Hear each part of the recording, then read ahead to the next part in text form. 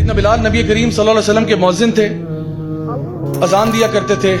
ان کا واقعہ آپ کو پتا ہوگا کہ ان کے اوپر بہت ظلم ہوتا تھا۔ ان کا جو مالک تھا، ان کا جو اونر تھا، وہ ان کو ریت پہ گھسیٹتا تھا، چھاتی پر پتھر رکھتا تھا، اور وہ پھر بھی کہتے تھے احد الاحد۔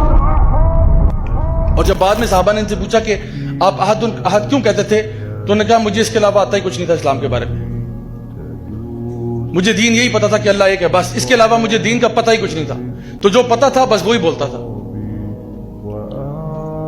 تو ان کو بہت مارا گیا، بہت پیٹا گیا۔ تو جو ان کا مالک تھا وہاں پہ ابو بکر صدیق آ گئے، انہوں نے کہا کہ میں جو ہے نا بلال کو آزاد کروں گا۔ انہوں نے کہا بتاؤ کتنے لوگ اس کے لیے؟ تو اس نے کہا کہ جی اس کے لیے، اس کے لیے، کیونکہ اس ٹائم پہ نا سیدنا بلال کی حالت اتنی خراب ہو چکی تھی کہ وہ تقریباً مرنے کے قریب تھے۔ اتنا ان کو مارا پیٹا گیا، لہو لہان کر دیا، ریت پہ گھسیٹے گئے، پتھر مارے گئے، مطلب بہت بری حالت میں تھے، بالکل مرنے کے قریب تھے۔ تو سیدنا ابو بکر ہے، انہوں نے کہا کتنے جو نا مانگتے ہو اس کے لیے؟ اس نے کہا 10 دینار، 10 دینار سمجھے 10 گولڈ کوائنز۔ تو سیدنا ابو بکر نے فوراً جیب سے نکالے اور منہ پہ مارے اس پہ، یہ لو۔ تو ان کو آزاد کیا، تو وہ اپنے ہاتھوں میں نا وہ 10 دینار ایسے اوپر نیچے کر رہا ہے اور کہتا ہے کہ مجھ سے اگر ایک بھی مانگتے میں تمہیں دے دیتا، میں اس کو ایک میں بھی بیچ دیتا، کہ تم نے 10 دے دیے، تم نے یہ تو مرنے کے قریب تھا، میں تو اس کو 1 دینار میں بھی بیچ دیتا، تم نے 10 پہ ایک، مطلب تمہیں میں نے بیوقوف بنایا۔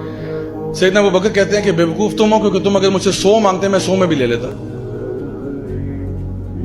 اور سیدنا ابو بکر کہتے تھے کہ بلال میرا سید ہے، بلال میرا آقا ہے۔ اور عمر بن الخطاب کہتے تھے کہ ابو بکر سیدی، ابو بکر میرے سید ہیں اور بلال ان کے بھی سید ہیں۔ یعنی یہ وہ چیز تھی کہ غلام کو کہاں پہنچا دیا اسلام نے۔ اور آپ کو پتہ ہے کہ نبی کریم صلی اللہ علیہ وسلم جب دنیا سے رخصت ہوئے نا، صحابہ کہتے ہیں ہمارے لیے اس سے زیادہ غم کی سچویشن کبھی تاریخ میں نہیں آئی تھی۔ عمر بن الخطاب اتنے جوش میں آ گئے، انہوں نے کہا اگر کسی نے کہا نا کہ نبی کی وفات ہوئی ہے، میں گردن اڑا دوں گا اس کی۔ خبردار کسی نے کہا فوت ہوئے، کہ وہ فوت نہیں ہوئے، وہ چلے گئے ہیں، ابھی کچھ مطلب دیر کے لیے گئے ہیں، جس طرح موسیٰ علیہ السلام گئے تھے بنی اسرائیل کو چھوڑ کے 40 دن کے لیے، وہ واپس آئیں گے، اللہ تعالیٰ نے ان کو ہم سے نہیں اٹھایا۔ وہ نا مطلب جوش میں یہ کہہ رہے تھے، ان کو خود سمجھ نہیں آ رہی تھی وہ کیا بات کر رہے ہیں۔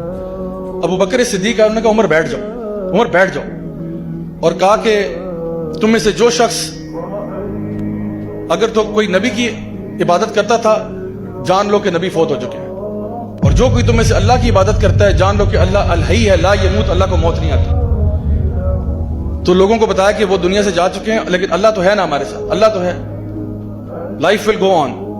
تو صحابہ کہتے ہیں سب سے پینفل ڈے ہمارے لیے تھا۔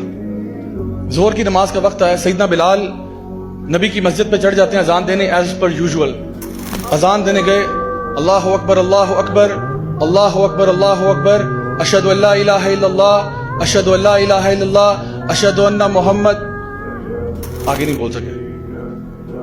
دوبارہ سٹارٹ کیا، دوبارہ اشہد ان محمد پر، پھر رک گئے، تیسری دفعہ سٹارٹ کیا، پھر رک گئے۔ آپ کا معمول پتہ کیا تھا؟ جب بھی آپ اذان دیتے تھے نا، تو آپ مسجد نبوی میں مسجد کے اوپر چڑھ جاتے تھے، اذان دیتے تھے، لاؤڈ سپیکر تو نہیں تھے، تو مسجد کے اوپر چڑھ کے اذان دیتے تھے، اور نبی کریم صلی اللہ علیہ وسلم کا حجرہ بالکل نیچے تھا، تو اشہد ان محمد پر نیچے دیکھتے ہوتے تھے، اذان دیتے ہوئے نیچے دیکھتے تھے، اور نبی کریم صلی اللہ علیہ وسلم اکثر یہ ہوتا تھا کہ اشہد ان محمد پر باہر نکلتے تھے۔ تو آج آپ اذان دے رہے ہیں لیکن اشہد ان محمد پر کوئی باہر نہیں نکل رہا، تو آپ سے اذان نہیں دی گئی، حتیٰ کہ ابو بکر صدیق آئے، انہوں نے کہا بلال بیٹھ جاؤ، اور باقی اذان انہوں نے دی۔ سیدنا بلال نے کچھ دن گزرنے کے بعد، اچھا انہوں نے اس کے بعد اذان دینا چھوڑ دی، انہوں نے کہا میں اذان نہیں دے سکتا۔ کئی دن گزر کے سیدنا بلال نے اذان نہیں دی۔ پھر ایک دن ابو بکر صدیق کے پاس آئے، اس ٹائم تک سیدنا ابو بکر جو تھے وہ خلیفہ نومینیٹ ہو چکے تھے، تو کہا کہ اے امیر المومنین آپ سے ایک گزارش ہے۔ جی بلال فرمائیے کیا گزارش ہے؟ کہا گزارش یہ ہے کہ آپ مجھے مدینہ چھوڑنے کی اجازت دے دیں۔ تو کہا بلال یہ کیسے ہو سکتا ہے؟ انہوں نے کہا میں یہاں رہ نہیں سکتا۔ کیا ہو گیا بلال؟ امیر المومنین اٹس ٹو پینفل، یہ بہت پینفل ہے، میں مدینہ میں نہیں رہ سکتا، جب تک نبی تھے میں یہاں ٹھیک تھا، لیکن اب مجھے جانے دیں، اللہ کی راہ میں نکلنے دیں، چاہے میں دین کا علم سیکھوں، دین کے کام کروں، جہاد فی سبیل اللہ کروں، مجھے چھٹی دے دیں۔ تو سیدنا ابو بکر نے کہا سوال ہی پیدا نہیں ہوتا بلال، تمہیں کیسے جانے دیں ہم؟ تو انہوں نے کہا ایک میری سوال کا جواب دے دیں، آپ نے مجھے آزاد کیا تھا، میں ہمیشہ آپ کا احسان مند ہوں، لیکن سچ سچ بتائیے اگر آپ نے مجھے آزاد اپنی ذات کے لیے کیا تھا تو میں یہاں رک جاتا، لیکن اگر آپ نے مجھے اللہ کے لیے آزاد کیا تھا تو خدا کی قسم مجھے جانے دیں۔ سیدنا ابو بکر نے کہا ٹھیک ہے بلال، اگر ایسی بات ہے تو جاؤ۔ سیدنا بلال نکل گئے اور سال گزر کے غائب ہیں، سین سے غائب ہیں. عمر یعنی ابو بکر صدیق فوت ہو جاتے ہیں، عمر ابن خطاب کی خلافت آتی ہے، جروسلم فتح ہوتا ہے. وہ واقعہ آتا ہے نا جو اونٹ کے اوپر آپ نے اپنے غلام کو بٹھا کے خود پیدل چلے تھے، تو وہاں چلے جاتے ہیں، جروسلم فتح ہوتا ہے، مسلمانوں کے ہاتھ آتا ہے. اس دن سیدنا بلال جروسلم میں تھے، وہ ادھر ہی تھے، بیت المقدس میں تھے. تو صحابہ نے جب دیکھا کہ جی جروسلم مسلمانوں کے ہاتھ آگے، سب نے کہا بلال کہاں ہے، بلال کہاں ہے؟ کہا سیدنا بلال آپ اذان دے دیں.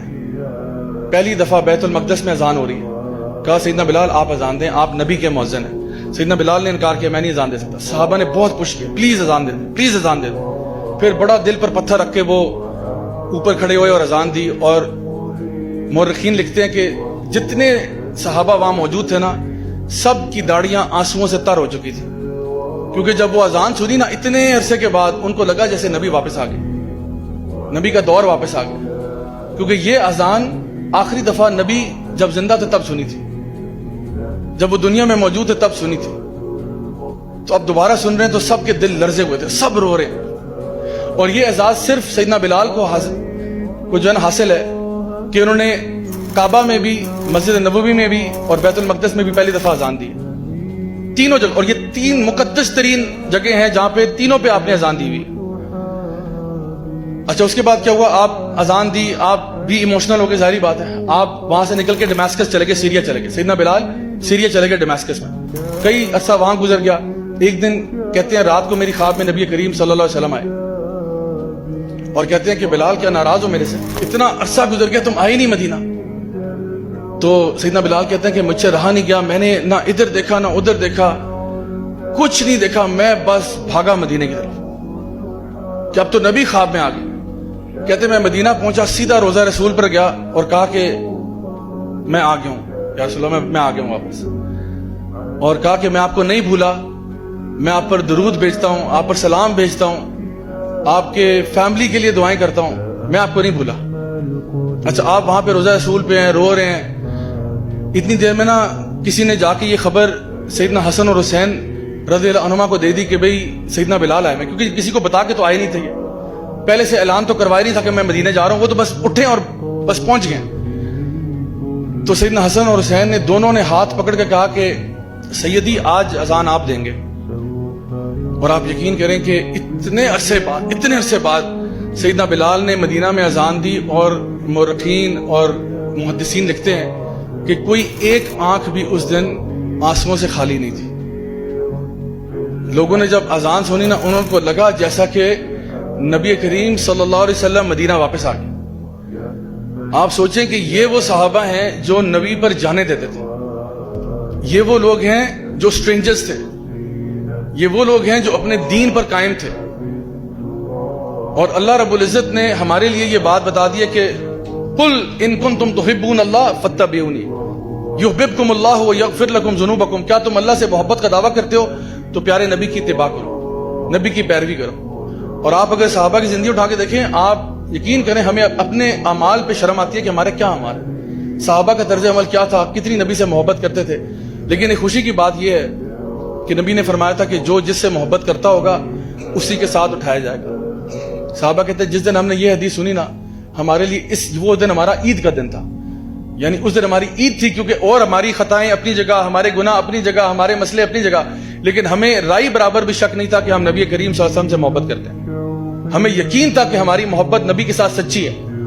اور اس لیے جب انہوں نے یہ کہا نا کہ ہر بندہ اسی کے ساتھ اٹھایا جائے گا جس سے محبت کرتا ہوگا، تو ہمیں اس بات پہ خوشی تھی کہ انشاءاللہ ہم نبی کریم صلی اللہ علیہ وسلم کے ساتھ اٹھائے جائیں گے.